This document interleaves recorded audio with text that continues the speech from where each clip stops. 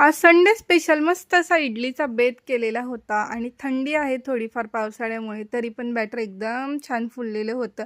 Batter छान आलं की वेगळंच समाधान असतं नाही का.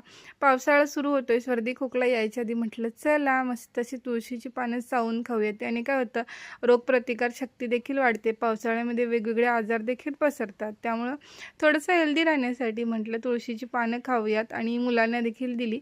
त्यानंतर मस्त इडली, चटणी आणि सांबर काय कॉम्बिनेशन आहे, एकदम भारी. मस्त असा नाश्ता केला आणि तिथंच बसलो लाडू वळायला. काल जे आम्ही पाकात टाकलेले होते, ते आज सकाळी आम्हाला लाडू वळायला आलेले होते. मस्त मी आणि ताईने मिळून दोघींनी लाडू बांधून घेतले. त्यानंतर आमच्या जाऊबाईंची तब्येत बरी नव्हती. म्हटलं चला भेटून येऊयात. भेटायला गेलं की तेवढंच जरा बरं वाटतं. आणि हे बाबा आमच्या अन्वी मॅडमला 10 वेळा आवाज देत होते, माझ्याकडे ये, माझ्याकडे ये. पण चॉकलेट दिल्याशिवाय अन्वी मॅडम काय आमच्या गेल्या नाही. चॉकलेट खाल्ले आणि मग त्यांच्याजवळ जाऊन बसल्या.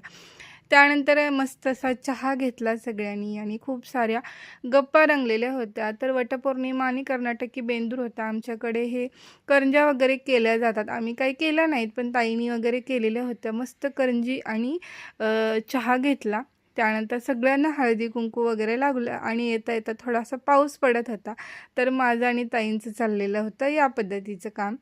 त्यानंतर मस्त असं घरी आल्यावर आलू मटरची भाजी बनवलेली होती आणि थोडंसं बटर टाकलं ना कोणत्याही भाजीला रेस्टॉरंटसारखी एकदम चव येते. तर मस्त अशी आलू मटरची भाजी एकदम टेस्टी तयार झालेली होती.